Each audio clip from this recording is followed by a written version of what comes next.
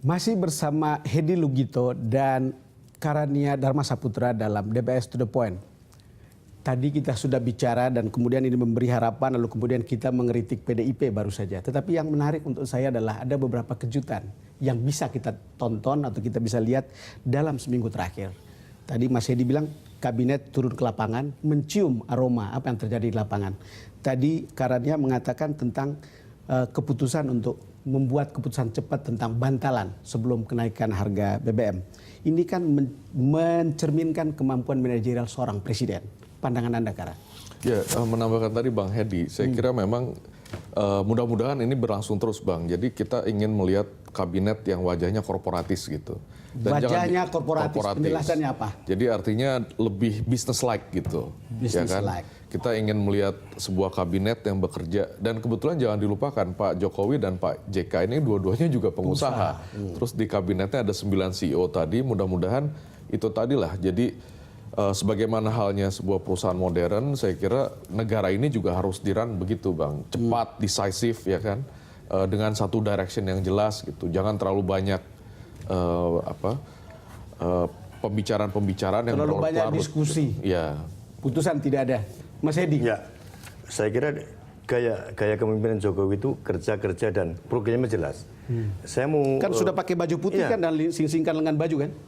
Saya mau catat sedikit. Jadi misalnya di bidang infrastruktur pertanian, targetnya jelas. Tahun ini bangun 30 bendungan gitu kan. Di bidang perindustrian. Tadi malam kita ketemu. Tadi malam sama-sama kita ketemu Saleh Hussein. Dia cerita, dia nggak perlu menyiapkan program karena saya sudah diperintahkan untuk melaksanakan program 11 kawasan industri di luar Jawa. Di luar Jawa, Mas. Itu untuk menumbuhkan, di luar Jawa. Ya, di luar Jawa. Untuk menumbuhkan perekonomian di luar Jawa. Jadi actionnya jelas gitu. Tinggal yang ingin dilakukan oleh Kementerian Perindustrian misalnya, tinggal cari ini dananya dari mana gitu kan untuk 11 kawasan industri. Jadi, tapi itu sebelum Anda teruskan, dan itu bocorannya, Kara, tahu nggak? Untuk itu kalau kita mau bangun itu tidak perlu mengharapkan cuma dari APBN, bukan? Ya, betul. Nah, betul. Anda mau bicara apa? Ini yang penting juga ini, Bang. Jadi sekarang tuh kan yang jadi persoalan, saya kira Pak JK memberikan contoh yang bagus. Jadi ini persoalannya adalah karena pimpinan presiden atau yang sebelumnya menteri tidak berani mengambil keputusan. Jadi contohnya Pak JK.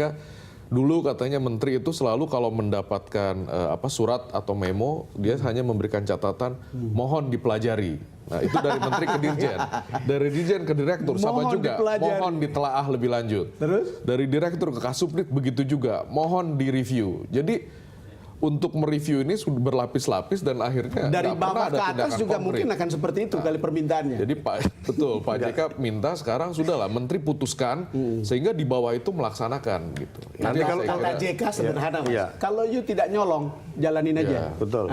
Kalau yang seperti disampaikan Karanya tadi, mohon dipelajari.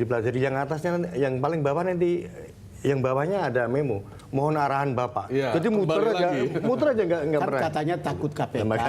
Itu. Ada jadi, ketakutan begitu kan, bukan?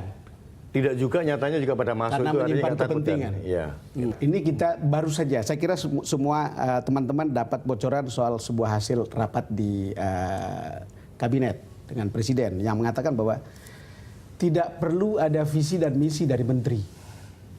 Yang punya visi dan misi itu hanya presiden. Menteri silakan jalankan saja karena memang mereka pembantu presiden. Ini kan managerial style yang juga baru sebetulnya.